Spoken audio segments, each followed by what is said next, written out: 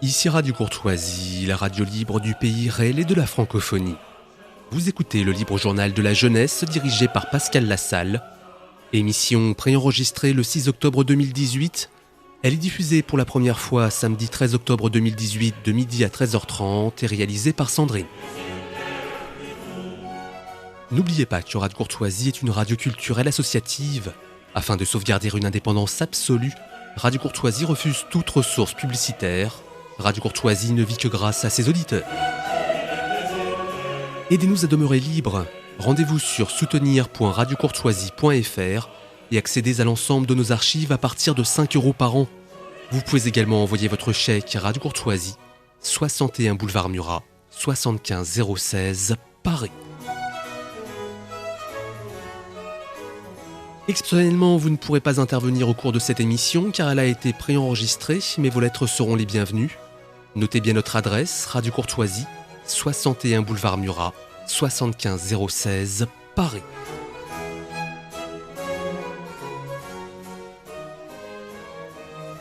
Bonjour chers auditeurs, bienvenue à l'écoute de cette nouvelle édition du Libre Journal de la Jeunesse, dirigée aujourd'hui par votre serviteur, Pascal Lassalle. Alors je tiens tout d'abord à vous prévenir que cette émission est préenregistrée, donc les auditeurs qui voudront se manifester à bon escient pourront le faire par les moyens classiques, par de bonnes vieilles lettres manuscrites ou alors par les moyens permis par notre technique moderne, un courriel, comme il se doit. Voilà. Alors aujourd'hui, j'ai le plaisir d'accueillir deux invités. L'un d'entre eux est déjà un habitué de ce studio. Ce n'est autre que celui que nous surnommons avec affection l'oncle Bob. J'ai nommé Robert Stekers, qui nous vient de Bruxelles. Robert, bonjour. Bonjour Pascal. Donc Robert était déjà venu dans ce studio pour nous parler de la révolution conservatrice allemande, dont il est un des spécialistes, en tout cas par rapport à un ouvrage qui est sorti il y a déjà plusieurs mois aux éditions du Lore, donc intitulé La révolution conservatrice allemande. Ils viennent justement d'en publier un deuxième volume. 4 ans après. Voilà, 4 ans après, dont nous allons parler aujourd'hui. Donc je présenterai à nouveau Robert plus longuement, juste après avoir introduit notre deuxième invité. J'ai le plaisir d'accueillir pour la première fois dans ce studio Taline Terminassian. Bonjour. Bonjour, donc Taline qui est universitaire et qui est professeur à l'INALCO, au Languedoc, dans l'Institut national des langues orientales, qui est agrégé et docteur en histoire et qui vient aussi de sortir un passionnant roman géopolitique intitulé Les galaxies markarianes, voilà, aux éditions du Félin, dont nous allons parler en deuxième partie de cette émission. Alors, je vais tout de suite me tourner vers Robert. Donc Robert, on peut préciser que vous êtes un éveilleur. Un éveilleur. J'ai toujours dit que j'étais un instituteur. Un instituteur polyglotte qui a eu le mérite et qui a toujours le mérite depuis déjà plusieurs décennies de rendre accessible notamment à un public francophone des thématiques, des auteurs et donc toute une vision du monde qui est reliée bien sûr à une certaine idée de l'Europe, celle que nous défendons donc dans cette émission, cette Alter Europe comme je me plais à la nommer avec d'autres amis. Une Europe qui ne se réduit pas bien sûr aux machines technocratiques et acéphales de Bruxelles. Alors, vous venez de publier ce deuxième volume, donc La révolution conservatrice allemande, sous-titré Sa philosophie, sa géopolitique et autres fragments. Je rappelle d'ailleurs à l'occasion que vous avez également publié il y a déjà quelques mois une trilogie intitulée Europa, pour laquelle aussi vous étiez venu dans ce studio. Et j'en parle pourquoi ? Parce qu'en fait, certaines thématiques qui étaient développées dans cette trilogie aussi seront un petit peu le lien qui se fera avec la thématique développée par Taline Terminassian dans son roman. Alors, la révolution conservatrice allemande, sa philosophie, sa géopolitique, ses fragments, donc dans un nouveau volume qui est constitué à la fois de très longs entretiens, longs et denses entretiens, mais aussi des monographies, des bibliographies, d'ouvrages précis. Alors, ce deuxième volume tourne plus autour de certaines figures cardinales de cette révolution conservatrice allemande, dont il est nécessaire de rappeler très brièvement que c'est un filon c'est à la fois intellectuel, activiste, géopolitique qui s'est développé en Allemagne dans l'entre-deux-guerres principalement, même s'il y a eu des prolégomènes avant, et surtout qui visait à proposer, à mettre en avant une vision du monde très marquée par l'œuvre de Nietzsche, mais qui voulait à la fois dépasser le vieux conservatisme wilhelmien, donc de l'Allemagne de Guillaume II, mais aussi tout l'héritage de l'Aufklärung, un certain héritage des Lumières et de la modernité occidentale. Thématique du premier volume, oui. Voilà, c'est l'idée de troisième voie, donc entre ces deux. Et donc on a eu dans cette vaste mouvance de grandes figures qui ont émergé dans des domaines très divers, de la politique, du droit, de la littérature, de l'activisme politique, donc de Carl Schmitt à Oswald Spengler, en passant par Martin Heidegger, par Hans Junger et plein d'autres que je ne citais pas comme ça, mais le jeune Thomas Mann, etc. Donc énormément de figures que nous avons déjà abordées dans une émission précédente. Donc aujourd'hui, je pense qu'il serait intéressant de revenir, comme vous le faites dans cet ouvrage, sur des aspects de certains itinéraires. Donc moi, il y a trois figures qui ont retenu mon attention. On pourrait même en rajouter une quatrième. Enfin, on va voir selon ce que le temps nous permet. Je rappelle, cette émission est toujours trop courte. 1h30, ça passe très vite. Donc moi, je pensais à Hans Junger, avec son basculement entre le guerrier des tranchées soumises aux orages d'acier et puis l'écrivain beaucoup plus contemplatif et méditatif qu'il est devenu après-guerre.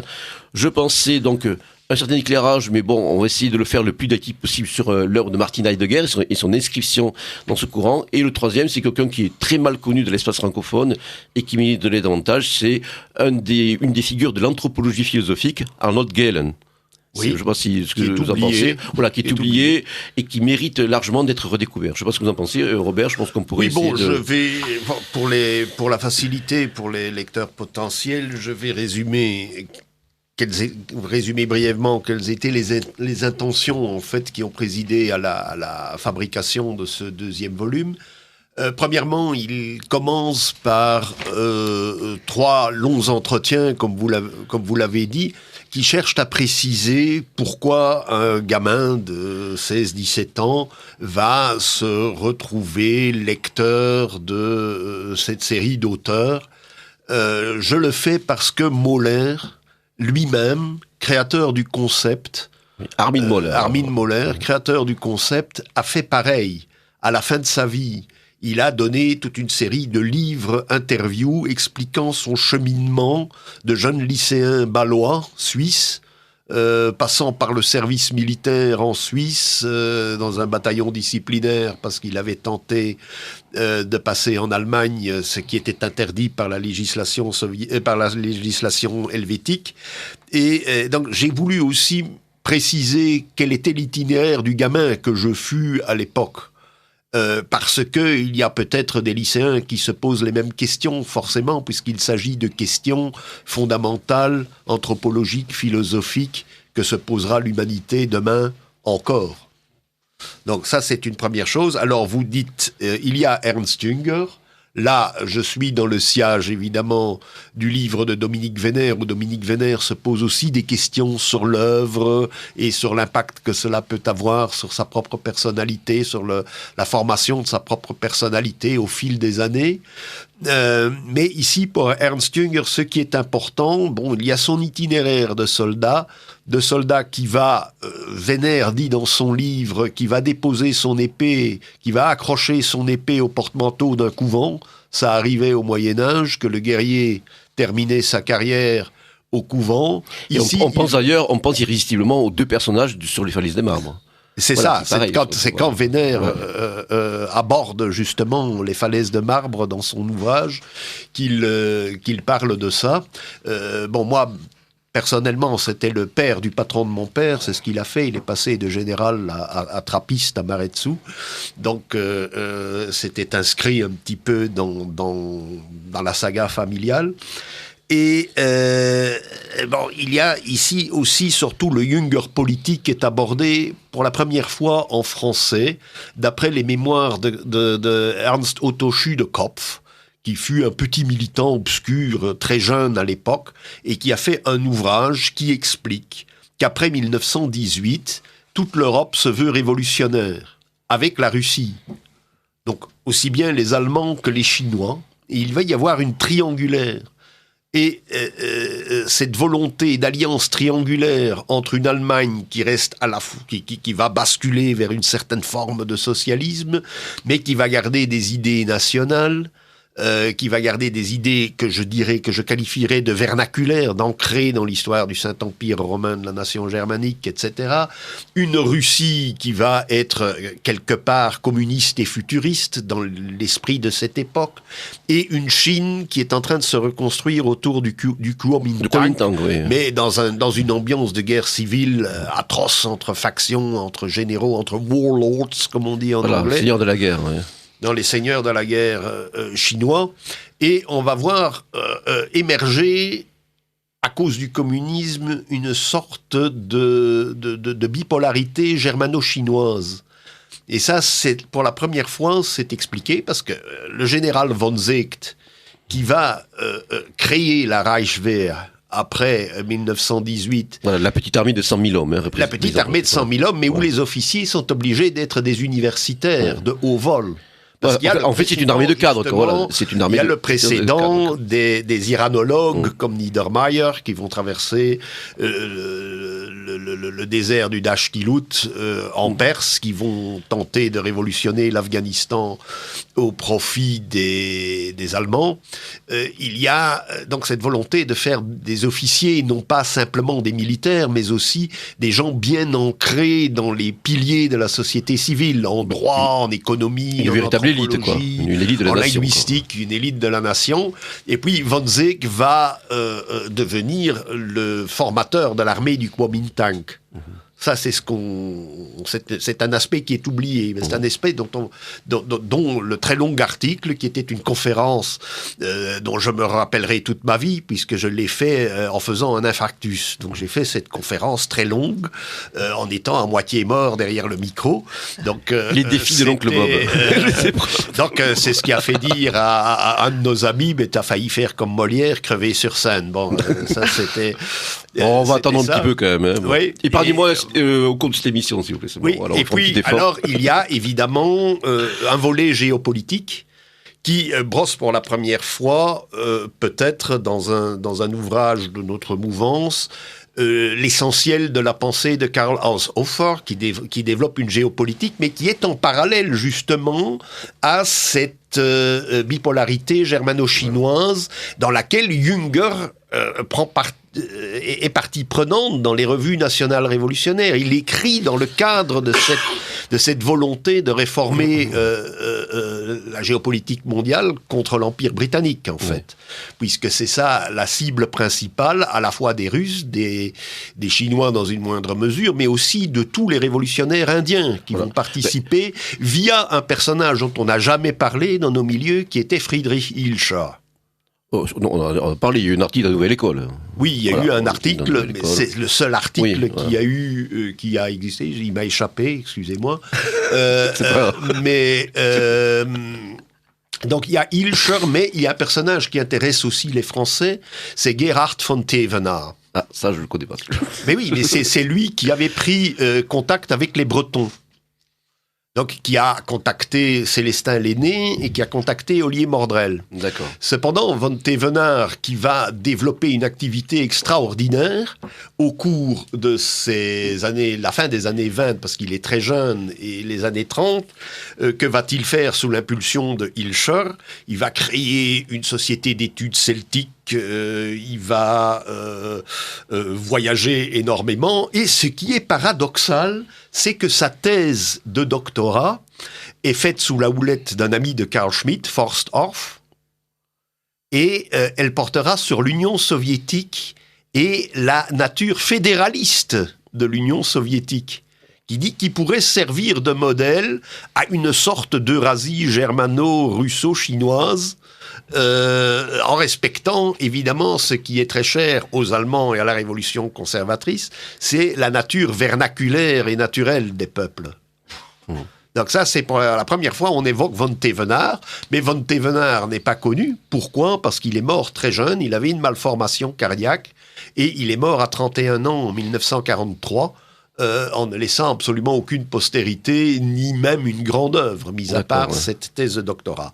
Donc tout ça, ce sont des choses qui sont nouvelles, qui sont évoquées ici, en parallèle avec la géopolitique de Haushofer, mais aussi la géopolitique, et ça intéressera peut-être Tallinn Terminacian ici, oui, ça c'est la géopolitique de Kjellin, qui est l'inspirateur de Haushofer et qui est suédois, qui est un conservateur suédois, qui va développer une géopolitique, qui va être aussi l'inventeur, en quelque sorte, du concept de géopolitique. Voilà. C'est lui qui utilisera le mot pour la première fois. Tout à fait. Donc, précisons à nos éditeurs que vous consacrez 3 chapitres, donc à ces 2 figures, Kjellin et Haushofer. Oui, il y a 3 articles sur la géopolitique de la révolution conservatrice, et il y a 3 articles sur Heidegger, où je qualifie, c'était un petit article pour réfléchir et agir, je crois, où notre ami Eugène Crampon m'avait mis au défi d'écrire quelque chose d'absolument fondamental sur Heidegger en 3 pages. Voilà. Alors, si vous voulez bien, Robert, revenons un petit peu sur Junger et justement sur ce basculement entre ces 2 périodes, entre le guerrier donc revenu du front, qui est toujours donc un écrivain, l'écrivain des orages d'acier, de Feu et Sang, et donc de la guerre conventionnelle intérieure notamment, et puis celui qui va devenir au terme de cette période extrêmement active en tant que militant néo-nationaliste, nationaliste soldatiques, pour reprendre cette branche, même national-bolchevique, avec ses recommandations avec Ernst Niekisch. Donc, il étudie les plans quinquennaux, c'est ça. Donc, vous revenez un petit peu sur ce basculement, justement. Ce basculement, je le vois ici. Je peux évidemment. Parce que vous l'éclairez par de nouvelles œuvres, justement, de nouvelles exégèses qui sont sorties sur Junger. C'est ça qui est intéressant. Oui, de nouveaux livres sortis en allemand. Il y en a 3, 4, mais enfin, ils sont sortis déjà sur un espace qui couvre une dizaine d'années, je dirais, mais qui ne sont pas connus en français ou uniquement par des spécialistes universitaires et très pointus, pas par le vaste public qui lit Junger. Donc je vois le basculement en plusieurs temps. Il y a le premier basculement est en 1926, quand son fils naît. Bon, il s'agit, il devient père de famille, ça joue un rôle. Il y a aussi la signature de 2 traités. Le traité de le traité de Locarno.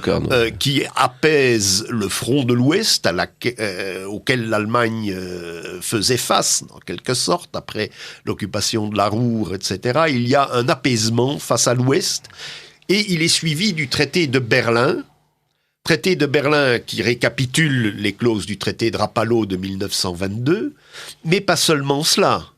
Et il y a une clause particulière qui dit d'accord, mais nous ne laisserons pas passer les troupes de la Société des Nations sur le territoire allemand s'il s'agit d'attaquer la Russie soviétique. Donc là, il y a un apaisement à l'Est et à l'Ouest qui rend peut-être la virulence révolutionnaire ou la radicalité absolue du nationalisme et du communisme allemand à cette époque, la met en porte-à-faux par rapport à la réalité politique et aux traités qui sont en vigueur.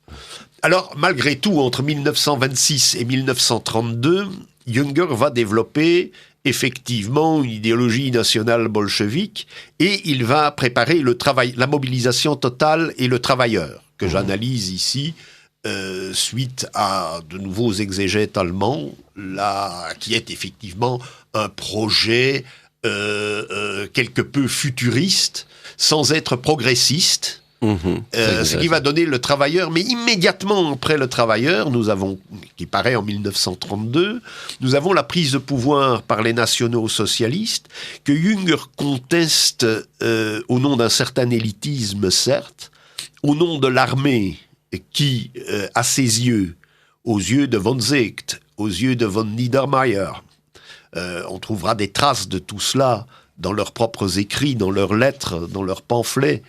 C'est l'armée qui doit déterminer la marche de la nation. C'est une perspective clausewitzienne. En fait, dans le travailleur, ce que je crois, c'est que Junger va pousser les thèses de Clausewitz jusqu'au paroxysme. D'accord. C'est ça, le travailleur.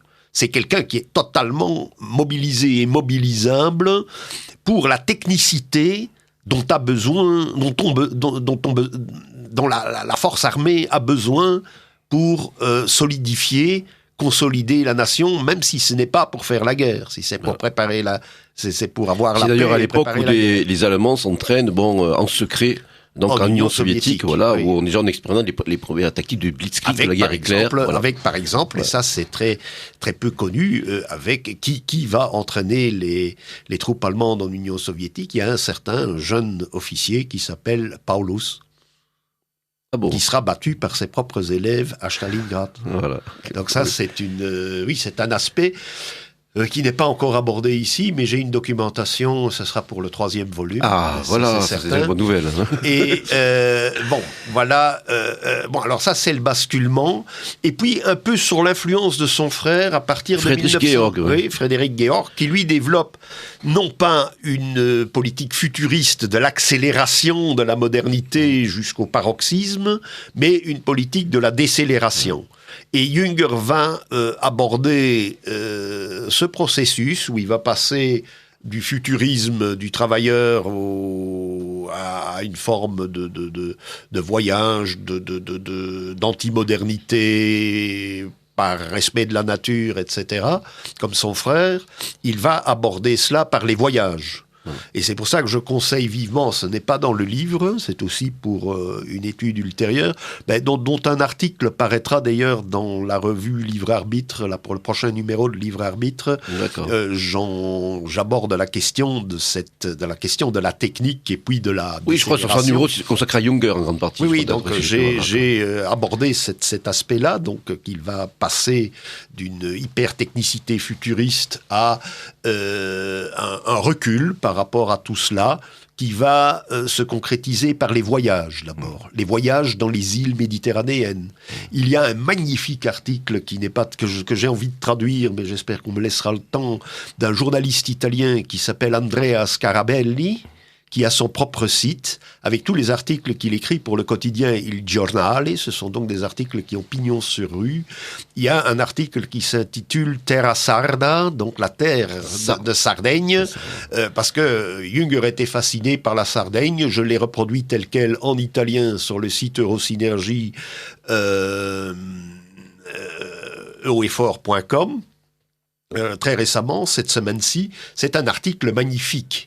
Et il explique aussi cette fascination pour les îles, qui va se retrouver non seulement qui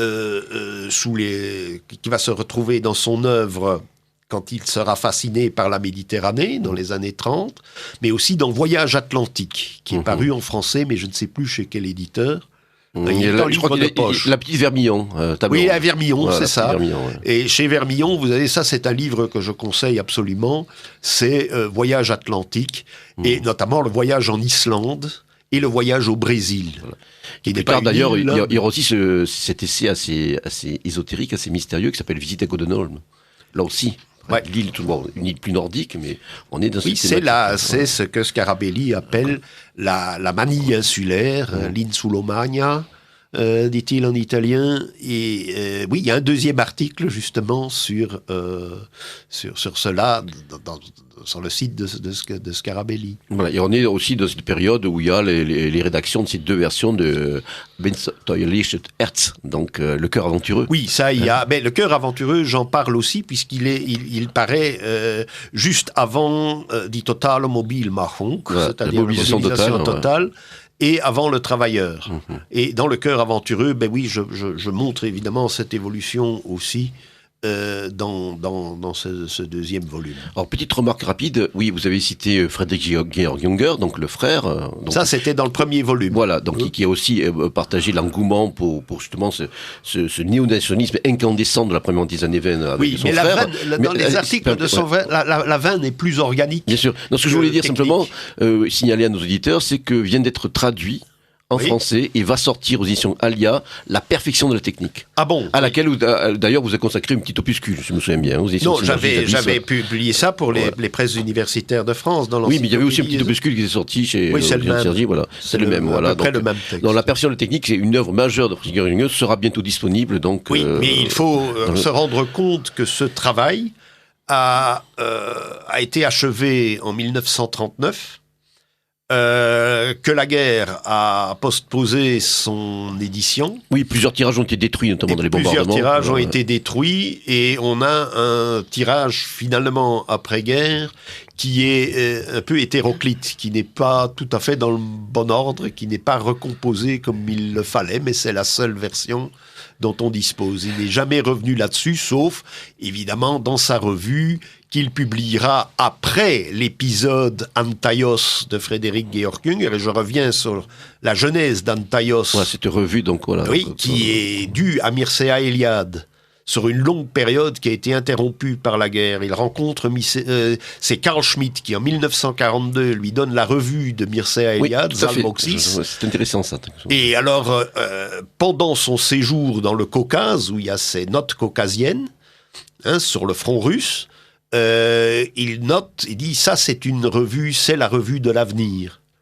Puis la guerre interrompt leurs relations, et en 1952, quand paraît à Paris un des livres de Mircea Eliade, il faut que je retrouve. Oui, bon, je sais pas, il y en a beaucoup, le mythe de l'origine. Donc il lui envoie un livre paru chez Gallimard en 1952, et alors il répond, mais il faudra encore attendre 6 ans, en 1958, pour qu'ils se rencontrent et qu'en 1959 paraissent les premiers numéros d'Antaios jusqu'en 1971, où c'est Frédéric Jünger qui va reprendre le flambeau avec la revue Scheidewege, qui est résolument écologique conservatrice.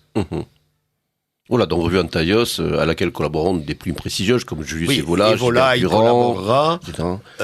Et puis alors, mon compatriote Marc Emmans avait été sollicité, mais il n'a pas répondu, parce qu'il faisait une autre revue à l'époque, avec Thomisen d'ailleurs, le spécialiste de Carl Schmitt.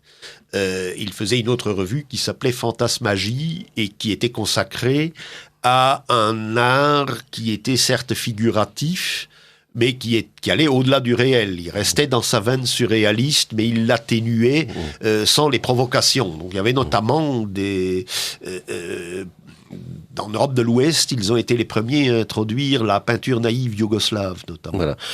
Que Cheyenne Marie Caron, d'ailleurs, a redécouvert. Je lui ai conseillé d'aller dans une rue de Rovigne pour trouver toutes des boutiques qui vendent de magnifiques œuvres, d'ailleurs, de naïfs yougoslaves. D'accord, donc précisons que cette veine que vous avez décrite donc reste donc dans ce courant général. Donc, oui, et je conclus ici en publiant 2 hommages que j'avais rendus à Mabir et à Vénère au moment de leur disparition. Pourquoi ? Parce que effectivement, pour un public français, la révolution conservatrice allemande, ça reste quelque chose d'un petit peu exotique ou de quelque chose qui est résolument étranger, qui participe, comme me disait Pierre-Yves Rougeron, d'un autre imaginaire. Donc il me dit, oui, Stoecker c'est très bien, mais il a un autre imaginaire. Bon, c'est vrai que notre système d'éducation, l'histoire telle qu'elle nous a été enseignée, n'est pas perçu dans la même optique qu'en France. Bon, ça se transparaît dans Europa. C'est-à-dire, je crois que c'est un commentaire qu'il a fait quand la trilogie Europa est parue. C'est un autre imaginaire. Non, mais ça, c'est un mérite. C'est pas l'imaginaire allemand c'est, non plus. C'est justement un des mérites de la mouvance dite de la Nouvelle Droite, donc nommée ainsi par des journalistes à la fin des années 70, d'avoir justement essayé de réactiver ce filon donc dans l'espace francophone. D'abord d'ailleurs, vous le rappelez, un article de Giorgio Locchi, une des grandes figures assez méconnues donc de la Nouvelle Droite française, donc qui était sorti dans un numéro de Nouvelle École au début des années 70. C'est lui qui a publié la première recension du livre de Moller. Exactement. Et ensuite, bien sûr, après par les divers écrits de figures de la Nouvelle Droite comme Alain Benoît, vous-même, etc. jusqu'à nos jours. Et l'avantage, ce qui est intéressant, c'est de montrer qu'il y a, d'une certaine manière, une postérité dans la démarche. Oui, il y a une postérité, il y a aussi un bagage scientifique, parce qu'il faut rendre hommage aussi à un ensemble d'universitaires qui, comme Merliot, avec son double volume sur Spengler, avec Gödel sur le Lord Vandenbroek, tout ça a été écrit en français. Louis Dupeux, bien sûr. Et Louis Dupeux, qui est celui qui nous a initiés avec Moller à la Révolution conservatrice. Puis il y a un centre d'études de la Révolution conservatrice à Strasbourg, là, je ne sais pas s'il est toujours en activité. Je ne sais pas, non. Voilà. Mais il est évident que Dupeux était le livre... Il y avait Dupeux, Sternel... Fay étaient les 3 livres sur ces sujets-là. Le langage totalitaire de Jean-Pierre Fay. Qui étaient sur notre table d'incorrigible potache à l'époque où on essayait de formuler une théorie politique absolument nouvelle et inédite autour de bonnes bouteilles de Bordeaux et de cigares cubains, comme je l'explique dans je ne sais plus quelle interview. Si, je me souviens. Alors, je rappelle que vous êtes à l'écoute de Radio Courtoisie, du Libre Journal de la Jeunesse, donc dirigé aujourd'hui par Pascal Lassalle, et qui a l'immense plaisir et honneur de recevoir à nouveau Robert Stockers, donc intarissable, donc éveilleur et instituteur, comme il le dit lui-même, qui vient nous reparler de la Révolution conservatrice allemande avec la parution d'un 2e volume d'édition du Lore et de Tallinn Terminacian, donc qui va venir évoquer son dernier ouvrage, qui est en fin de compte un roman géopolitique. On va voir un genre dans lequel l'universitaire qu'elle est excelle avec bonheur. Mais nous verrons ça dans environ une vingtaine de minutes. Donc nous allons continuer cette lancée de la Révolution conservatrice. Alors je persiste encore sur Junger. Il y a un éclairage très intéressant que vous faites dans cet ouvrage, Robert. C'est justement le cas Armin Mohler. Donc Armin Mohler, l'auteur de ce manuel historique concernant la Révolution conservatrice, qui a été le secrétaire de Junger dans l'après-guerre, oui. Et justement vous détaillez un petit peu les circonstances de la rupture qui va se faire entre les deux hommes et les raisons aussi qui éclairent cette rupture. Il l'explique lui-même. Il explique lui-même que dans l'immédiat après-guerre, il est encore naïf.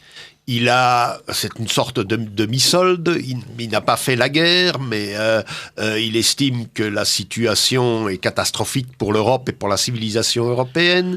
Il est en Suisse, il est dans un pays qui n'a participé à rien, ça lui reste un petit peu sur la patate, comme on dit. Bon, il est en porte-à-faux et il écrit une recension dans un ouvrage, dans un journal suisse. Il écrit une recension d'un ouvrage de Junger, je ne sais plus exactement lequel. Et Junger lui écrit, puisque Junger est un petit peu isolé dans l'immédiat après-guerre, en 1946. Ils vont se rencontrer à Ravensburg, en Bavière, et ils vont nouer une amitié, et quelques mois plus tard, Junger va lui demander de devenir son secrétaire. Et alors, Mohler se dit, on va organiser la révolution telle que Junger l'a préconisée entre 1926 et 1933. Et Junger a dit non, nous sommes entrés dans l'ère de la post-histoire, il y a l'arme atomique, etc. Tout ça n'est plus possible. Et alors, il va y avoir une sorte de porte-à-faux, même s'ils vont faire des excursions en commun. Il y a d'ailleurs un livre qui relate la période où Mohler était le secrétaire de Junger, qu'il appelait le patron, etc. Et puis alors, Mohler va avoir sa période française, puisqu'il sera correspondant d'un ensemble de journaux suisses et allemands à Paris. Et alors, il va y avoir, et ça c'est l'entretien que j'avais accordé à la revue Philite, qui est reproduit dans ce 2e tome de la Révolution conservatrice, il va avoir sa période gaulienne. Il va voir, surtout à partir de 1963, avec les accords Adenauer de Gaulle, il va imaginer qu'un tandem se reforme en Europe et que ce tandem doit être en rupture par rapport au duopole de Yalta. Ce qui était une thématique assez courante dans les années 60, dans divers mouvements marginaux, évidemment, en Europe, que ce soit en Italie, en Belgique, avec le courant solidariste en France. Le courant solidariste en France, puis ou plus même Mosley en Angleterre, et ainsi de suite. Donc, il y a une volonté de rupture par rapport au duopole qui écrase chacun une moitié de l'Europe. Et l'article, à mon avis, le plus intéressant de Mohler a été écrit dans un anglais basic English. Je dirais, ce sont les papiers de Chicago qui sont repris dans son ouvrage Vue de droite, Vom Rechtsgesehen, qu'Alain Benoît va reprendre, de Mohler d'ailleurs. Et il y a les papiers de Chicago. Donc c'est un discours qu'il fait à Chicago, et où il demande à l'axe franco-allemand, l'axe de Gaulle-Adenauer, de parier sur tous les États que les États-Unis considèrent comme infréquentables.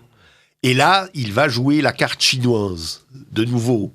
Et alors, ça, ici, je ne le dis pas dans l'article de Philippe, parce que je n'avais pas lu toutes les notes de Schudekopf, mais c'est un retour, effectivement, aux 2 conférences nationales révolutionnaires, nationales bolcheviques, anti-impérialistes, etc., qui ont eu lieu à Bruxelles et à Cologne en 1929, entre 1927 et 1930, je dirais.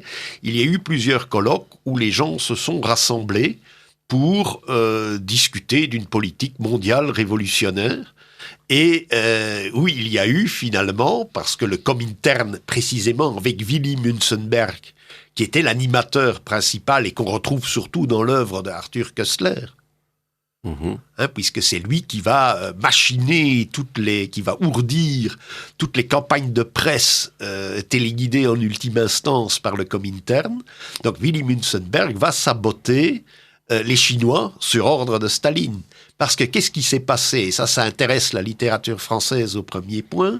Qu'est-ce qui va se passer en 1927? Le Kuomintang va dire les communistes en Chine, ce sont des rigolos, on ne peut pas les laisser faire, et les troupes du Kuomintang vont écraser les communistes chinois. Oui, Staline va essayer de relancer la machine avec Buber-Neumann, avec Neumann, un communiste allemand, et un communiste géorgien. Bon, j'avoue que ça m'échappe. Comment ça s'appelle? Staline, non. Lominadze. Ah oui, en effet. En effet, et la révolte des communistes va une nouvelle fois être écrasée par le Kuomintang. Il y a la longue marche. Et Staline va être terriblement refroidi, il ne voudra plus entendre parler des nationaux révolutionnaires chinois du Kuomintang, ni des nationaux révolutionnaires allemands. Et alors on va voir les machinations de Willy Münzenberg pendant toute cette période, rendant évidemment la triangulaire impossible, qui était le souhait de tous ces gens-là, et qui est paradoxalement le souhait de Mahler dans les années 1960. Je crois que nos auditeurs peuvent vraiment voir avec beaucoup de bonheur à quel point notre invité, cher Robert, est capable de partir très loin dans des considérations captivantes et puis nous sommes remarquables à partir de effectivement, maintenant, c'est la plus brûlante actualité. Que se passe-t-il en Allemagne? La contestation des industriels, et je ne parle pas de milieux marginaux et populaires, je parle de force dans l'industrie. Il y a un tropisme chinois qui se réveille à grande échelle. Donc, dans une prochaine émission que je ferai pour ce que Laurent Hoc des éditions BIOS a lancé, les 10 minutes, les émissions 10 minutes, nous en avons fait 3 mercredi dernier. Sur Internet, voilà. Qui sera sur Internet. Donc, dans les 10 minutes, je vais parler de 3 livres qui sont dans tous les kiosques en Allemagne, dans toutes les gares. Je les ai retrouvés dans la gare de Cologne et dans la gare de Dortmund. Donc, il y a des ouvrages qui expliquent ce tropisme chinois. Il est donc parfaitement actuel. C'est intéressant. Donc, on le retrouve aujourd'hui, on le retrouvait dans les années 60, et on le retrouvait à l'époque où Jünger était un révolutionnaire qui échafaudait des plans mirobolants pour l'ensemble de la planète. Alors, on va passer de Hans Jünger. Alors, c'est vrai que le temps nous est compté, malheureusement, il s'écoule inexorablement. Donc, nous devons trancher et faire des choix. Mon choix va sur Arnold Gehlen. Donc, j'aimerais quand même que vous présentiez. Bon, alors, vous avez, Robert, on va dire une quinzaine de minutes, donc là aussi, il va falloir faire. Présenter un petit peu, voilà, l'homme et l'œuvre, et surtout l'intérêt aujourd'hui pour ce courant qu'on appelle l'anthropologie philosophique. L'intérêt, pour moi, c'est aussi ici le texte qui figure là, et ma toute première conférence que j'ai faite à la tribune du Grèce Bruxelles, qui était dirigée par Georges Hupin, dans sa magnifique maison qu'il avait à Uccle à l'époque. Et on a parlé d'Arnold Gehlen. Pourquoi ? Parce que Études et recherches, qui était la revue doctrinale, revue doctrinale du Grèce, en avait parlé, et que Yvan Blot avait, à l'époque, ou un petit peu plus tard, avait incité les presses universitaires de France à traduire un ou deux ouvrages de Gehlen. Je me suis penché essentiellement sur la définition de l'anthropologie que donnait Gehlen, qui était basée sur un principe assez fondamental. L'homme est un être auquel il manque des choses. C'est un être incomplet. Inachevé, il n'a pas les griffes du tigre, il n'a pas la fourrure de l'ours, il naît nu et pauvre. Donc il va devoir développer son cerveau, et par son cerveau, il va devoir fabriquer des outils, plus d'outils que le singe qui prend un bâton et qui casse une noix de coco ou quelque chose comme ça, ou qui prend un caillou pour casser un aliment. Il y a des animaux qui utilisent des bâtons et des cailloux, mais l'homme va développer ça. Donc il va développer ça dans des proportions inégalées dans la faune, pour la faune de la planète. Et il va dire, donc, la nature de l'homme, c'est sa culture voilà, et sa capacité technique. Et donc là, nous avons une anthropologie qui est à la fois pessimiste, et quand je parle d'anthropologie pessimiste, je fais référence au livre qui paraîtra dans une quinzaine de jours, qui est un volume, peut-être un 4e volume sur la révolution conservatrice, mais un volume consacré à Carl Schmitt. D'accord, oui. Aux éditions du Lore, je crois. Aux éditions du Lore, qui a à peu près le même, qui a aussi 300 ou 400 pages, sur Carl Schmitt. Et Carl Schmitt se dit, il vaut mieux avoir une anthropologie pessimiste, parce que si on a une anthropologie optimiste, on croit qu'on fait toujours le bien. Même quand on fait des bêtises, même quand on provoque des catastrophes, quand on dit que l'on est un ange, on fait la bête. Donc c'est ça le principe fondamental de l'anthropologie conservatrice, à la fois de Carl Schmitt, dans une perspective augustinienne et catholique, et à la fois chez Gehlen, dans une perspective qui est anthropologique et biologique. Alors Arnold Gehlen, d'ailleurs, faut-il le préciser, qui commence timidement à être traduit en français. Il existe, je crois, au moins 2 recueils d'articles disponibles, un aux presses universitaires de France, l'autre chez un éditeur qui m'échappe, mais que je m'étais procuré il y a quelque temps. Mais c'est vrai que il y a cette fameuse étude aussi qui était sortie dans l'étude de recherche. Donc il y a votre article donc dans ce recueil, et je crois que c'est une œuvre qui aujourd'hui est aussi d'une grande actualité, qui reste d'une grande actualité par rapport justement à l'anthropologie, à cette vision du monde, cette vision aussi de l'homme dans sa relation avec ses semblables, mais surtout avec son milieu, qui mérite de briser justement ces visions iréniques et héritées des Lumières. Vous avez l'introduction faite par un gamin de 22 ans. J'avais 22 ans quand j'ai écrit ce texte. Mais elle est limpide. Moi, je l'ai relu là pour. Je n'ai pas changé. Ouais. J'ai rien voulu changer. Pourquoi j'aurais pu effectivement rendre cet article plus long et plus compliqué, mais il aurait empêché évidemment des jeunes ou de jeunes germanistes ou des jeunes gens qui sont bilingues de se pencher sur Gehlen. Ils ont ici la substantifique moelle, je dirais, de cette œuvre. Bon, alors il faut aussi parler de Gehlen militant et soldat. Gehlen est décédé à 72 ans parce qu'il a été très sérieusement blessé en tant que jeune officier du régiment Großdeutschland. D'accord. Qui est un régiment de la Wehrmacht, mais qui a de la division, on dit. Qui est une division. La division d'élite de la Wehrmacht à l'époque. Oui, qui était une division d'élite, mais qui en a vu de toutes les couleurs.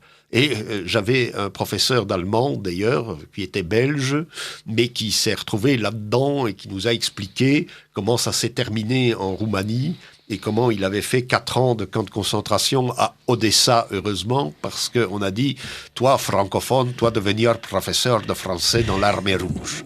Et il dit, c'est ça qui m'a sauvé, de même que mon collègue roumain, qui était chef d'orchestre à Bucarest et qui a pu donner des cours de musique à l'armée rouge à Odessa. D'accord. Donc voilà un petit peu. Arnold Gehlen a un passé militaire, mais qui a été tragique. D'accord. En tout cas, c'est vrai qu'aujourd'hui, il commence à être timidement redécouvert, notamment par Oui, l'université il est aussi. française. Alors, pour Molaire, il faut savoir que Gehlen n'est pas seulement le philosophe, anthropologue, sociologue, etc. C'est aussi un historien de l'art. Hein. Ah bon. Oui, il y a un livre très rare, introuvable, mais il était jadis à la bibliothèque du Goethe-Institut à Bruxelles, et je l'empruntais régulièrement. Et il a fait une histoire de l'art montrant comment l'art avait évolué du figuratif à l'abstrait, etc., avec des aspects positifs et négatifs. Donc c'est un petit peu une thèse qu'on retrouve dans une histoire de l'art européen qui est vendue à grande échelle par Taschen, d'ailleurs. D'accord, oui. Ah, Taschen qui dit de jolies choses, hein. Oui. Notamment un ouvrage qui fera aussi un peu le lien, on va voir, avec le sujet de notre invité qui suit, un ouvrage intitulé SSSR, donc un ouvrage sur l'architecture soviétique, un gros pavé d'ailleurs qu'il faut que je me procure. Je passe rue de Bussine. De Frédéric Chauvin. Je crois, oui, c'est ça. Voilà, donc ça c'est un gros ouvrage là qu'il faut que je me procure rapidement. Et d'ailleurs, votre ouvrage m'a donné envie d'en savoir un peu plus. Le 11 novembre 1918, l'armistice mettait fin au sacrifice de millions de Français morts pour défendre leur patrie. Radio Courtoisie, la radio des patriotes, se devait de commémorer cet événement comme elle se doit de continuer le combat devant les périls qui menacent la France aujourd'hui. Rejoignez-nous le 11 novembre 2018 à midi, 100 ans jour pour jour après l'armistice. Venez déjeuner avec nos patrons d'émission, avec Jean Sévillia qui évoquera ces terribles années de guerre dans le salon de la péniche L'Aqua Restaurant, situé face au 5 quai Marcel Dassault à Suresnes. Réservez dès maintenant votre place en envoyant un chèque de 49 € par personne à Radio Courtoisie, 61 boulevard Murat, Paris 16e. Rappelez-vous, dimanche 11 novembre à midi sur l'Aqua Restaurant, 5 quai Marcel Dassault à Suresnes. Nous comptons sur votre présence pour cet anniversaire exceptionnel qui marquera les 31 ans de Radio Courtoisie. Alors, Robert, si je puis dire, je vais en quelque sorte en terminer avec vous. En tout cas, provisoirement, parce que vous allez intervenir aussi donc pour discuter avec Tallinn sur son dernier roman géopolitique. Je voudrais vous citer à l'issue du premier entretien qui est publié dans votre ouvrage. Vous écrivez la chose suivante. Armin Mohler, suivant Karl Jasper, voilà. Armin Mohler, dont suivant Karl Jasper, affirmait que la révolution conservatrice inaugurait une nouvelle période axiale de l'histoire. Ça, c'est un terme qui revient dans plusieurs entretiens. Et vous écrivez, or Max Weber et Julian Freund nous ont appris que les valeurs générées par les périodes axiales sont immortelles.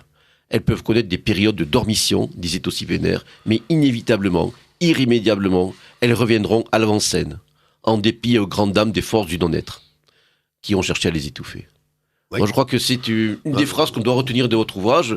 C'est en quelque sorte aussi ce que nous avons essayé de faire comprendre dans la précédente émission qui avait abordé cette question. Et justement, le fait que vous consacrez des petites monographies donc à Jean Mabir, que nous avons évoqué au sommet de l'émission. Jean Mabir, c'est la notion d'aventure. Tout à fait. Qui est mise mais bon, qui est lié quand même. Bon. Et surtout aussi le lumineux article que vous consacrez à Denis Vénère. Vous avez donné aussi des éclairages intéressants sur à la fois votre compagnonnage assez bref à Denis Vénère, les deux occasions vous l'avez rencontré. D'ailleurs, la deuxième, j'étais... Trois fois. Oui, à trois. Bon, moi, j'étais... À une des trois, vous y étiez présent. Voilà, tout à fait. J'étais un des co-organisateurs de Jean Pavlesco de ce fameux dîner dans le 16e arrondissement. En avril 2002. Tout à fait.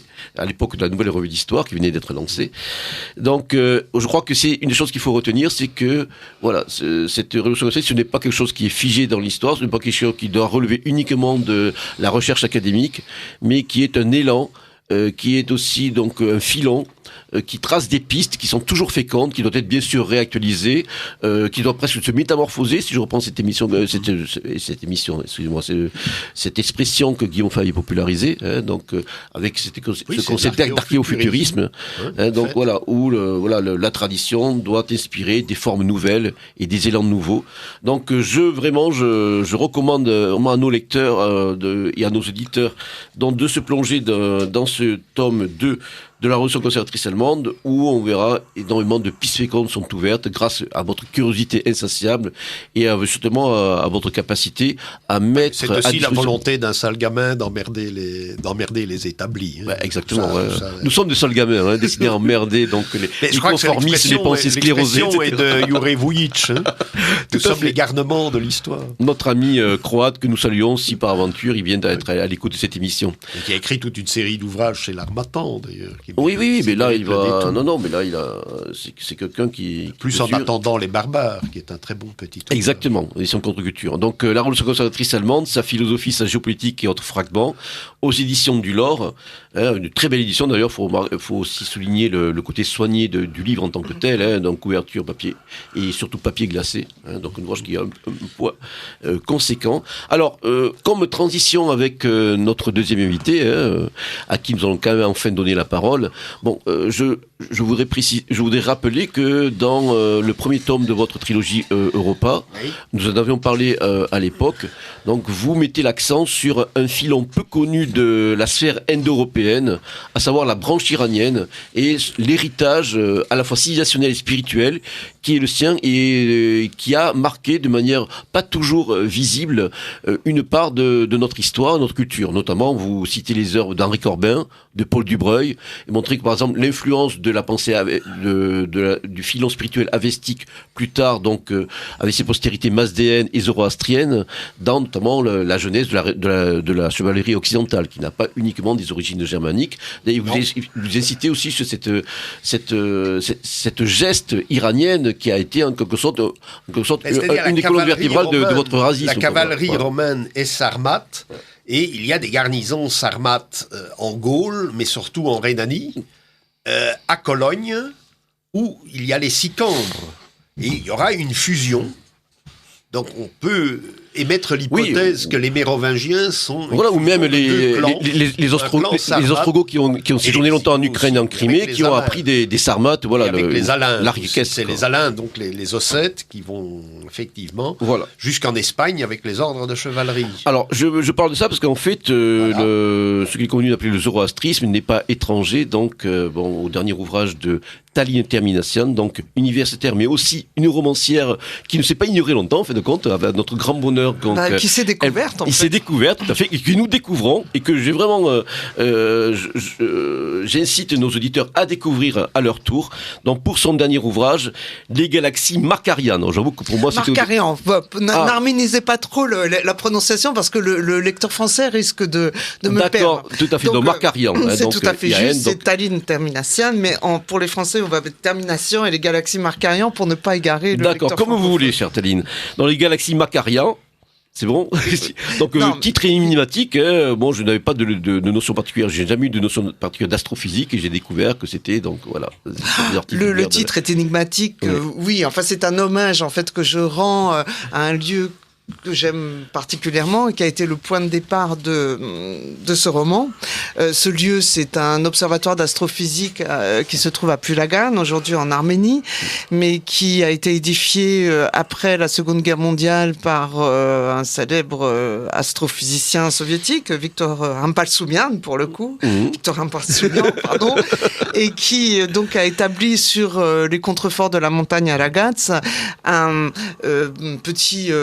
un laboratoire d'astrophysique, un observatoire d'astrophysique édifié un petit peu comme ces villes universitaires fermées qui existaient en Union soviétique. Et donc, j'ai séjourné pendant plusieurs années, plusieurs étés dans ce lieu.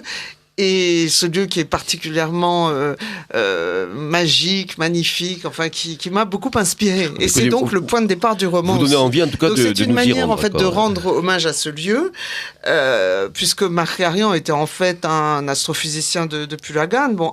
D'ailleurs pas forcément le plus remarquable. Il légué son nom à ces deux galaxies dont il a établi en quelque sorte l'observation et la cartographie cosmique. Et donc c'est une manière de rendre hommage à ce lieu et aux personnes que j'ai rencontrées au cours de ces étés successifs et qui sont en quelque sorte la source d'inspiration le point de départ en fait de ce roman. Oui. Voilà. De ce roman qui est en effet un roman géopolitique et qui présente quelques affinités, bien sûr, historiques et géographiques avec les propos que nous avons entendus de notre collègue Robert Stockers, dans la mesure où, effectivement, le noyau central, c'est l'Iran. Enfin, je ne peux pas, évidemment, en déflorer complètement le propos. Bien sûr.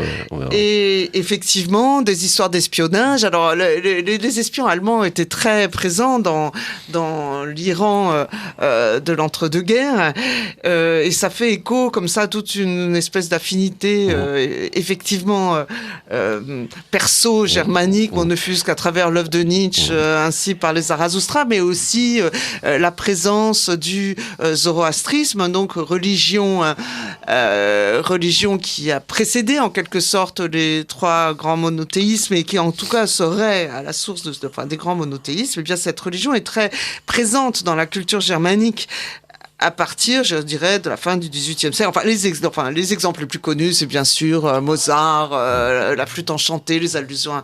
Enfin, ce personnage de Zarastro qui est une espèce de zoroastrien, de prêtre zoroastrien de pacotille. Mais enfin, tout ça, ça montre quand même la présence du zoroastrisme dans la culture occidentale, ne fût-ce que ça. Donc, ça permet d'accréditer de manière peut-être plus légère les thèses qui ont été évoquées tout à l'heure. Voilà.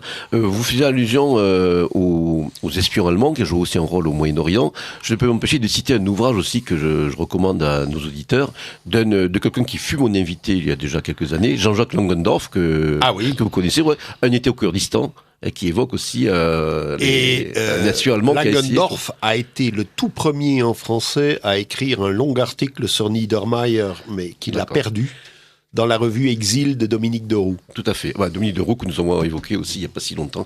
Alors, Taline, je dois aussi quand même préciser pour nos éditeurs que vous avez écrit plusieurs ouvrages donc avant celui-ci. Vous avez notamment coécrit avec Jean-Robert Raviot un passionnant petit manuel sur la civilisation soviétique. Cette notion de civilisation soviétique qui, en fin de compte, est une réalité qu'on peut constater pour ceux qui, comme moi, se passionnent pour justement les pays de la civilisation soviétique, son origine, son développement, genèse, développement, métamorphose. Voilà. C'est-à-dire, l'idée que la civilisation soviétique d'une certaine façon, se perdure ou présente en tout cas ces mutations jusqu'aujourd'hui. C'est ça, c'est un peu ça le propos de... on le voit, des gens qui ont vécu à cette époque-là. Bon, je vois, c'est un peu comme le même phénomène avec ces anti-américains qui portent des t-shirts Coca-Cola ou qui téléphonent avec des portables Apple. Mais là, c'est pareil. On voit aujourd'hui même des fois des gens qui sont profondément hostiles à l'héritage soviétique ou alors, en tout cas, ces reliquats donc dans la Russie aujourd'hui de Vladimir Poutine, qui sont aussi marqués dans leur culture, dans leurs références cinématographiques, musicales, etc., par justement ce qui a constitué une koiné, en fait, de certaine manière, une utilisation commune, des références communes. Des références, des territoires et même la formation aussi. Bien sûr, de noms nouveaux, il y avait aussi la formation de noms nouveaux. Bon, on va pas trop rester là-dessus, donc votre ouvrage est paru chez Ellipse, mais vous avez surtout consacré un ouvrage à une figure éminemment britannique, so British, oserais-je dire dans ce micro. Donc un espion britannique qui a joué un rôle important donc au Moyen-Orient et dans cette grande zone cette zone du grand jeu traditionnel donc entre la Russie, l'Angleterre et puis les puissances du Moyen-Orient jusqu'à l'Inde. C'est un ouvrage qui s'intitule Reginald Tick Jones au service secret de l'Empire britannique, paru chez Grasset il y a déjà quelques années. En 2012. En 2012, voilà. Donc, je crois que c'était un petit peu aussi une sorte de préfiguration de la veine d'espionnage qui parcourt une partie de votre roman. D'un certain point de vue, parce que pour écrire cette biographie, qui est quand même une biographie très fouillée, enfin, qui reste encore un ouvrage académique, en effet, j'ai dû tout de même... mais que vous avez rendu passionnant, quand même, voilà. C'est vrai, que j'ai rendu passionnant, mais simplement, je me suis rendu compte que ce que tout écrivain finit par savoir, c'est-à-dire que la réalité et la fiction sont étroitement mêlées et que souvent la réalité dépasse la fiction. Oui. Donc tous les efforts que j'ai déployés pour écrire effectivement cette biographie d'un agent secret nécessairement un petit peu obscur, j'ai décidé de renverser en quelque sorte ma méthode et donc de passer directement au romanesque, mais en m'inspirant bien entendu d'une une réalité documentée, parce que ça, j'ai voulu délibérément faire cela dans ce roman géopolitique, donc Les Galaxies Markarian, en ayant peut-être aussi un peu la même modeste ambition qui est celle de Robert Stoker. C'est-à-dire, bon, j'ai fait un peu l'institutrice, enfin en tout cas le professeur, c'est-à-dire ce qui reste mon métier, c'est-à-dire la volonté d'essayer de faire passer auprès d'un public, qu'il soit étudiant ou bien entendu aussi un public élargi, ma vision des grands problèmes historiques, géopolitiques du 20e et du 21e siècle. Pour être bref, mais enfin comme l'argument du roman fait également référence à cette religion du zoroastrisme, qui est aujourd'hui le fait d'une poignée d'adeptes. Voilà, je me suis employée à faire ce que j'aime beaucoup faire en réalité, c'est-à-dire mélanger à la fois l'histoire antique et l'histoire contemporaine. En tout cas, moi je dois le dire sans flagornerie aucune que c'est réussi. Vraiment, votre ouvrage m'a enthousiasmé parce qu'il y a de grandes qualités d'écriture et qui rappellent même les meilleurs. Bon, vous avez donné un rythme. Non, mais vraiment, moi je suis aussi un grand amateur de romans d'espionnage, écrit de Jean Le Carré à Gérard de Villiers. Oui, mais justement, c'était trompeur parce que j'ai cru y retrouver certaines références, notamment à celle d'une figure qu'on qualifie de James Bond suédois, Hamilton. C'est une série donc qui a été écrite par l'écrivain suédois d'origine bretonne, donc Jan Guillou, et qui, pareil, rappelle furieusement votre personnage d'agent trouble suédois qu'on trouve écoutez, dans... je n'ai pas lu Jan Guillou, mais en l'occurrence, ça montre simplement que l'agent suédois correspond à un stéréotype documenté. Surtout que dans cette œuvre-là, on est au-delà des schémas manichéens, des schémas bipolaires. On a un personnage qui est effectivement trouble, qui est à cheval entre différents intérêts géopolitiques. Jan Guillou, je terminerai avec lui, mais on ne cache pas ses sympathies pro-palestiniennes et anti-sionistes, sans parler de ses idées d'extrême gauche, mais son personnage est extrêmement intéressant. Il est par-delà les clichés manichéens. C'est un sujet que le roman n'aborde pas, c'est précisément la question d'Israël et du sionisme. Tout à fait. Plutôt vague et non, ça c'est pas vraiment au premier plan en tout cas. Mais c'est peut-être à l'arrière-plan. Pour terminer mon hommage, c'est vrai que j'étais très sensible à l'aspect ultra documenté. On voit que vous êtes allé dans certains lieux et vous avez ce sens de la description. Oui, j'ai mené des enquêtes sur le terrain. Je suis allé à Beyrouth. Bon, ça c'était pas un exploit, mais enfin j'ai tenté de tirer de ces séjours qui étaient en fait des missions universitaires dans le cadre de mon travail. Tous les documents, tous les éléments d'observation possible. Je me suis rendu en Iran et notamment à Yazd, donc qui est la ville où reste qui est la ville capitale, on peut dire, du zoroastrisme en Iran, ou plus ou moins ce qu'il en reste, où se trouvent ces fameuses tours du silence, où avaient lieu autrefois ces funérailles célestes, qui sont l'un des éléments importants. Oui, des points de départ de votre intrigue, là. Ouais. Bref, et je me suis rendu aussi à Chamonix. Bon, ça n'a pas à première vue de rapport. On va reparler. Je me suis rendu effectivement près de la langue glaciaire du glacier des Bossons, où se trouve un ultime point de dénouement de cette ténébreuse affaire que je ne dévoilerai pas complètement à votre nous allons en reparler tout de suite. En tout cas, à travers aussi certains points de détail, vous donnez des points de détail sur l'architecture arménienne soviétique. Vous avez consacré d'ailleurs un ouvrage et des articles que j'ai lus entre-temps. Oui, parce que ça donne envie de découvrir l'architecture. Ça. En effet, ça fait partie aussi de mes centres d'intérêt. La question du patrimoine, de l'architecture soviétique et tout ça. Donc je me suis beaucoup amusé, en effet, à donner aux lecteurs intéressés quelques pistes, quelques éléments sur le décor, sur les décors traversés par les différents protagonistes. Et ça ne concerne pas simplement que l'architecture soviétique, je m'amuse aussi à inventer certains types d'hôtels en Irak datant de la période de Saddam Hussein. Enfin, ça m'a permis en réalité d'apprendre énormément de choses sur un certain nombre de domaines, et donc je dois dire que je me suis beaucoup amusé. Vous avez appris des choses et vous nous faites apprendre des choses, parce qu'effectivement, là aussi, c'est un roman géopolitique. Moi, j'ai tendance à mettre des guillemets au roman parce qu'effectivement, il y a un solide fond documentaire et vous essayez un petit peu de démêler cet écheveau complexe, à la fois d'ethnie, de religion qu'on va retrouver dans cet espace, qui est recouvert par l'Irak, par l'Iran. Je m'en explique tout à fait dans le préambule. En fait, à peu près tous les chapitres sont documentés, vraiment documentés, c'est-à-dire se renvoient soit à des faits réels,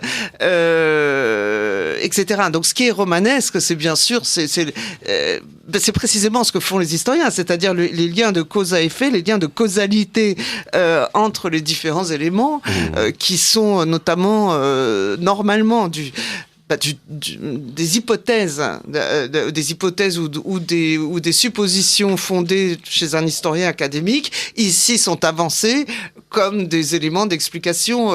Et là, bien entendu, je n'ai pas à en apporter la preuve. C'est la grande liberté. C'est la grande liberté de l'écriture romanesque par rapport à l'écriture académique. Donc, ce sont les liens de causalité entre les faits qui sont romanesques. Mais le reste, en fait, est fouillé et fondé et renvoie à des choses qui ont réellement existé. Et surtout qui renvoie à l'actualité la plus brûlante, tout en donnant des éclairages intéressants sur certains faits du XXe siècle qui ont eu lieu dans cette vaste zone, donc qui va de l'Arménie jusqu'à l'Inde. Oui. On voyage de Yerevan jusqu'à Mumbai. Alors, on voyage, oui, on a une carte qui a été Alors, ça aussi, c'est sympa. C'est vraiment très sympathique dans votre ouvrage. Bon, déjà, moi, je suis très sensible aussi à la forme que prend un livre. Donc, une couverture à rabat avec un dessin original. Hein.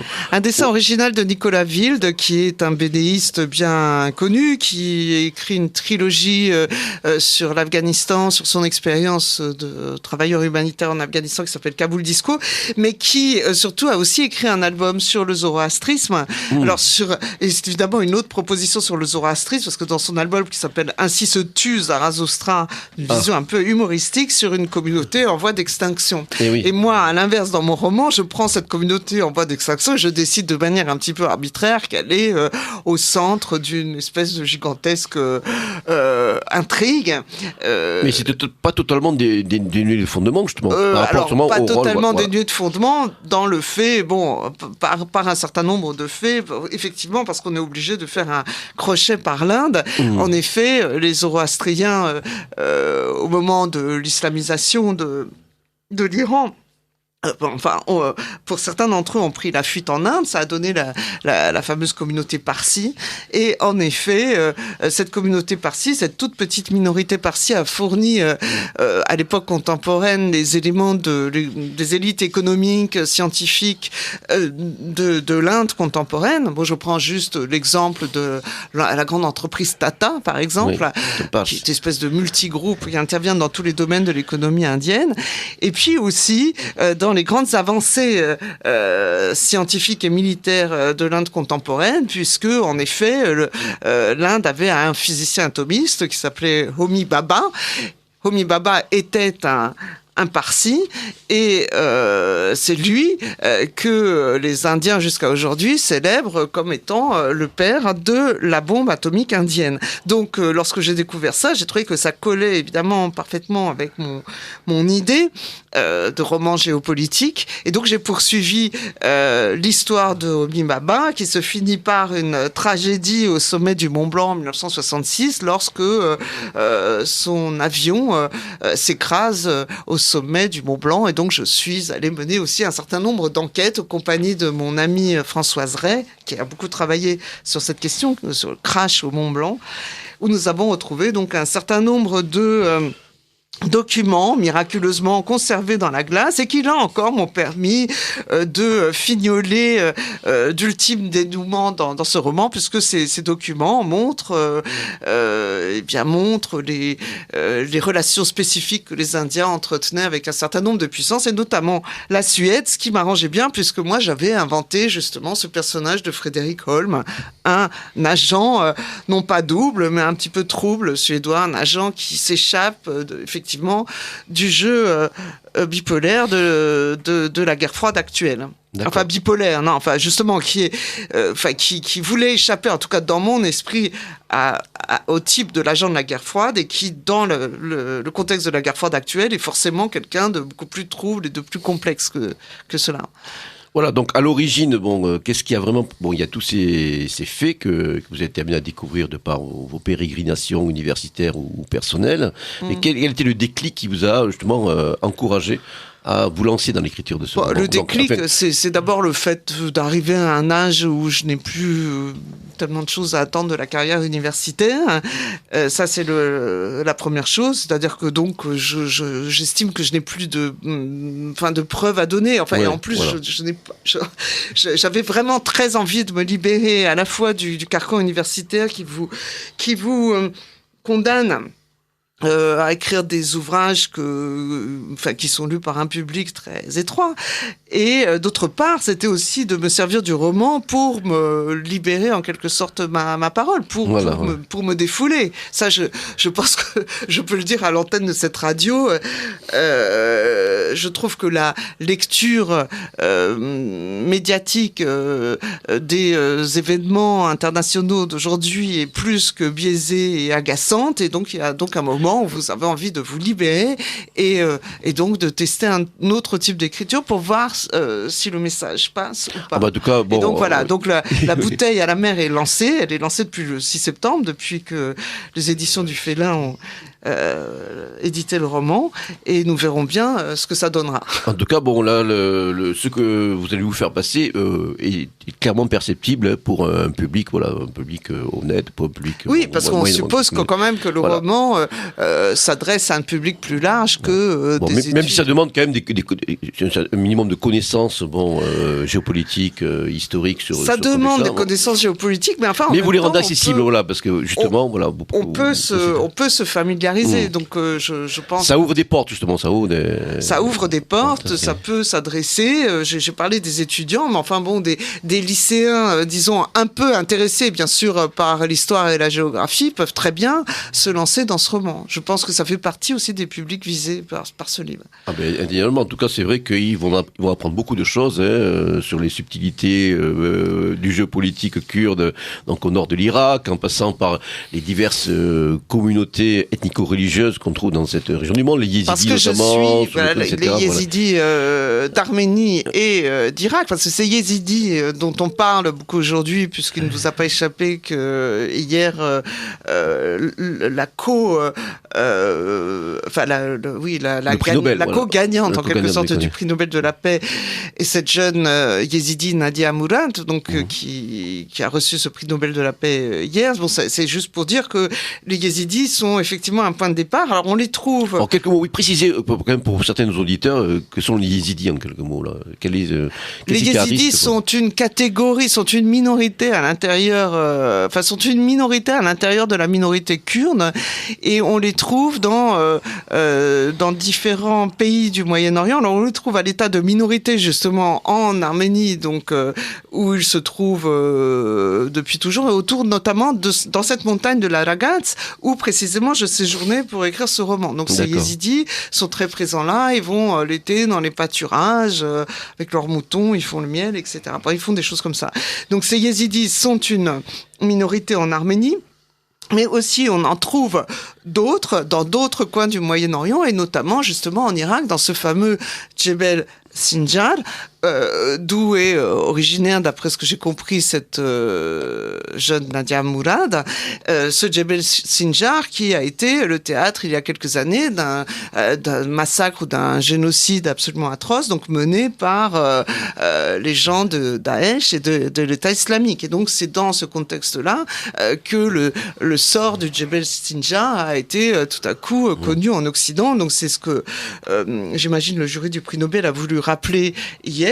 Et justement, moi, je parle aussi beaucoup de ces épisodes-là, parce que ces yézidis pratiquent une religion qui s'appelle le yézidisme, alors qui est lui aussi une espèce de branche un peu particulière du zoroastrisme, enfin, qui serait l'un des...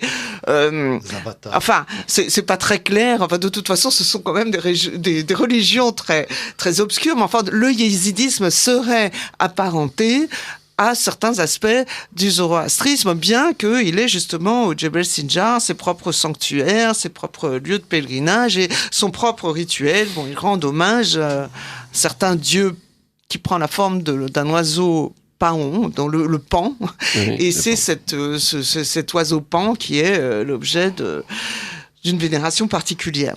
Donc voilà. Donc ce qui est établi, c'est en effet les parentés religieuses entre ces différents groupes et de promener le lecteur à travers ces régions et ces religions mal connues. Donc effectivement le yézidisme, le renouveau du paganisme dans des pays comme l'Arménie par exemple, où il y a en effet un véritable regain du zoroastrisme avec de nouveaux temples zoroastriens qui ont été récemment érigés, et puis enfin bien sûr de passer par l'Iran jusqu'à un épilogue que je ne peux pas dévoiler entièrement, mais que la couverture dessinée par Nicolas Wilde suggère de manière très forte et très humoristique. Voilà, donc comment s'appelle ce motif déjà, vous le dites dans notre roman? C'est le farfaldine, c'est l'oiseau Varegna, c'est le motif que l'on trouve au fronton de toutes les grandes pierres levées des sites archéologiques iraniens, aussi bien à Persépolis qu'à Naqsh-e-Rostam, etc. Donc ça représente cet oiseau Varegna avec des grandes ailes qui sont effectivement ces fameuses ailes de vautour dont il est question dans le premier chapitre. Et qui donc présentait ici une image tirée d'une BD en fait que Nicolas Wilde a écrite sur notre rencontre et les propos que je lui ai tenus ce jour-là. Et cette image a tellement plu à mes éditeurs qu'on a décidé d'en faire la couverture. Ah non, c'est vrai que c'est une belle accroche et puis bon, c'est vrai que voilà, ça donne une petite idée. Outre le fait que le rouge et le jaune, enfin il manque le vert et même ça évoque aussi le Kurdistan. Oui, le drapeau, à la fois le drapeau iranien, le drapeau kurde, sur lequel il y a un soleil, dans lequel il y a un soleil, voilà, c'est les couleurs traditionnelles de l'iranité, qu'on retrouve aussi dans le drapeau tadjik d'ailleurs. Hein. Oui. Voilà, c'est tout à fait dans l'ordre des choses, de cette manière. Alors, est-ce que vous pourriez éventuellement revenir justement sur cet événement qui avait suscité mon attention, donc à la fin de votre roman, ce fameux accident d'avion dans lequel est mort donc le père donc de la bombe atomique indienne, je crois première explosion en 1914, si mes souvenirs sont bons. La bombe indienne, c'est effectivement le 1974. Voilà. Mais l'accident, en 66, c'est 66. C'est en 1966.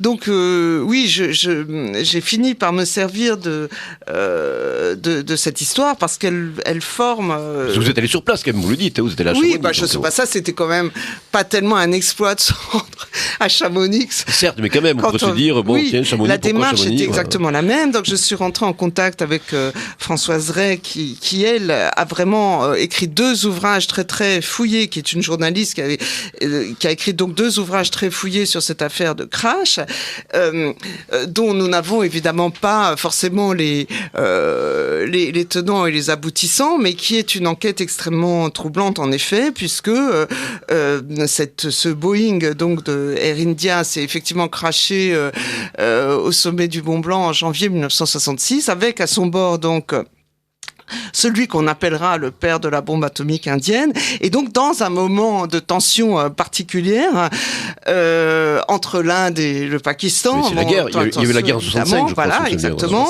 Donc on est dans un moment particulier, et d'ailleurs les archives que nous avons retrouvées dans les glaces du glacier des Bossons, justement reflètent ce contexte particulier.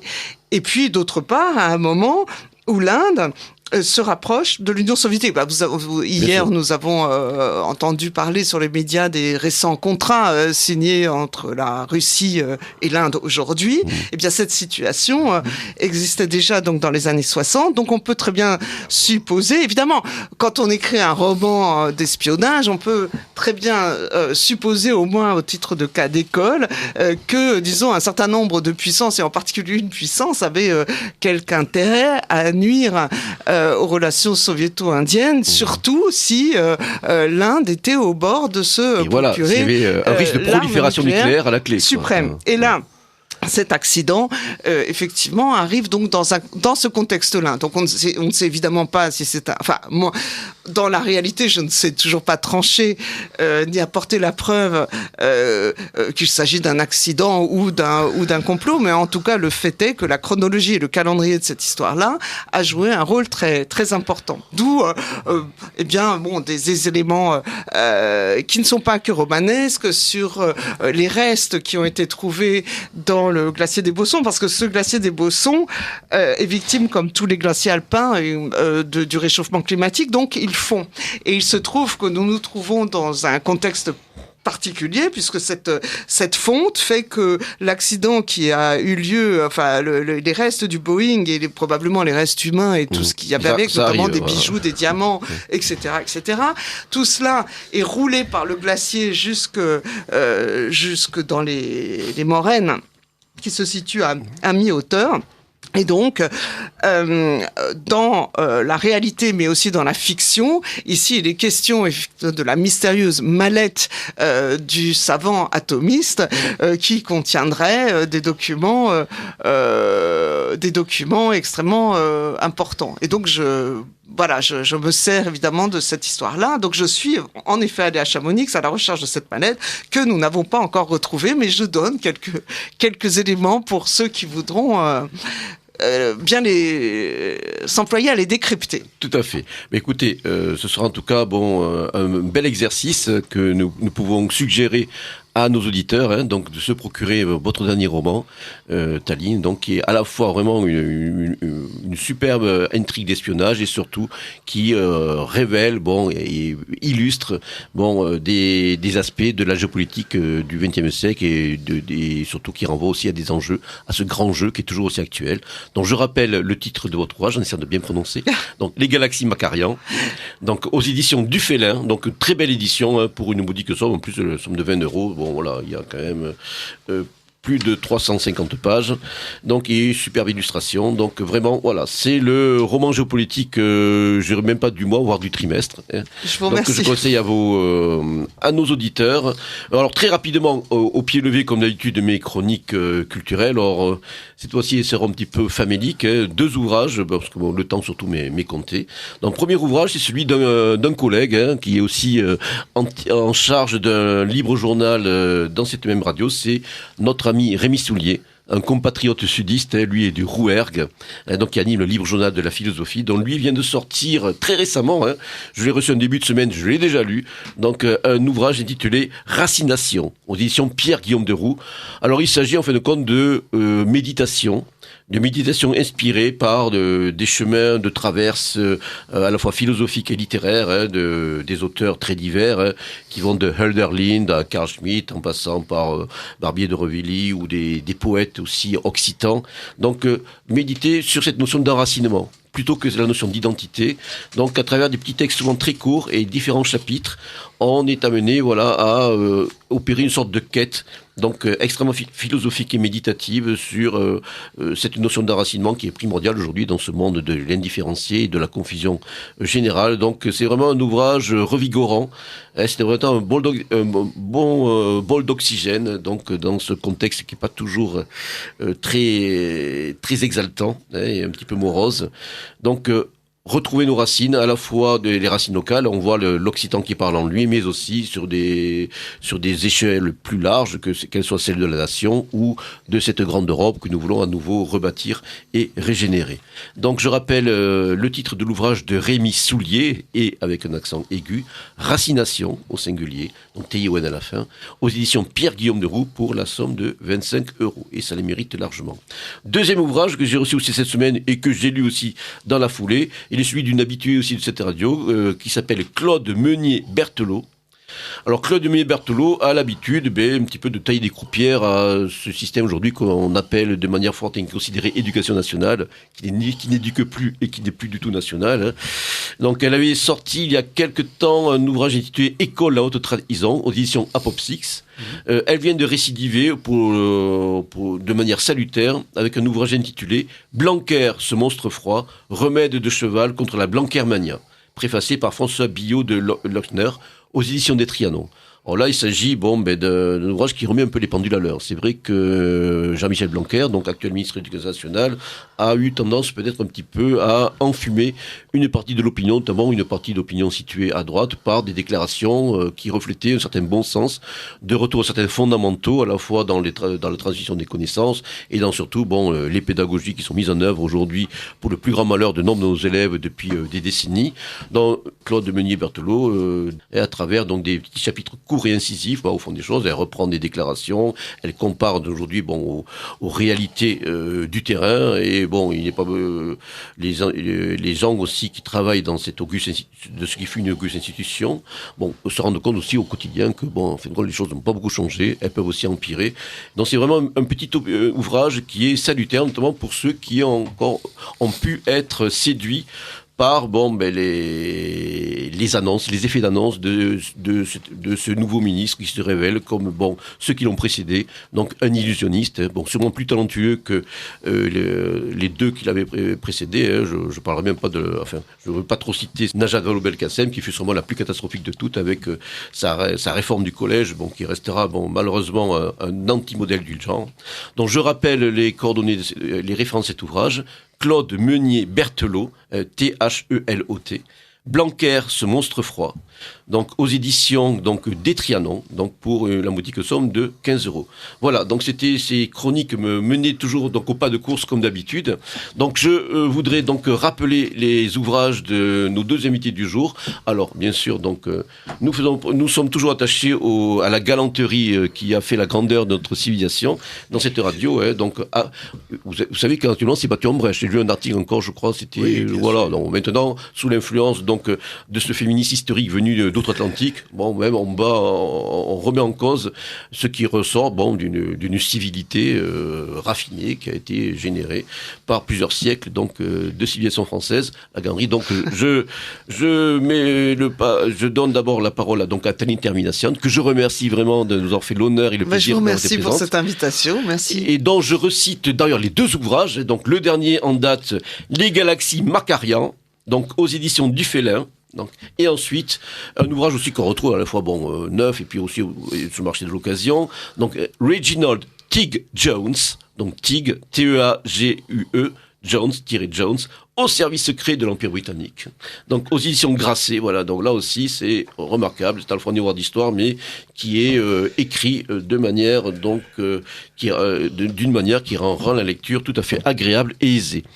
Notre cher oncle Bob, Robert Stuckers, avec ce deuxième volume, j'ai cru comprendre qu'il y en aurait d'autres, et nous l'espérons tous. Oui, c'est pour ça qu'il a écrit tome deuxième. Et voilà, il y aura troisième volume. Voilà, il y aura tome troisième, quatrième, peut-être. Je veux dire, je suis bientôt à la retraite.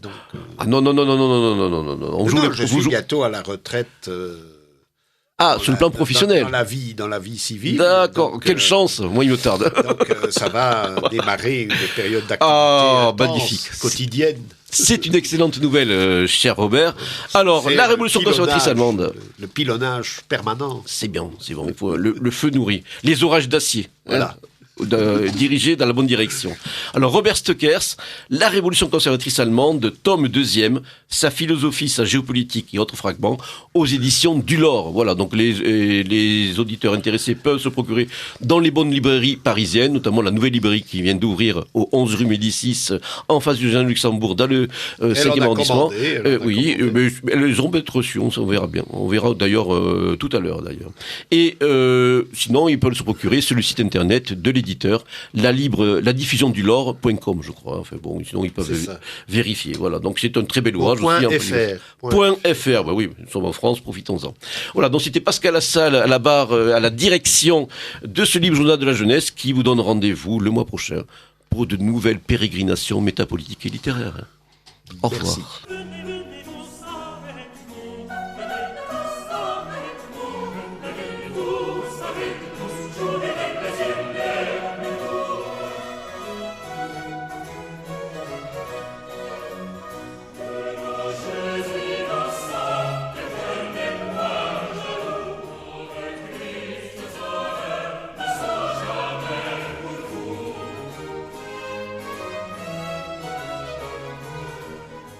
Ici Radio Courtoisie, la radio libre du pays réel et de la francophonie.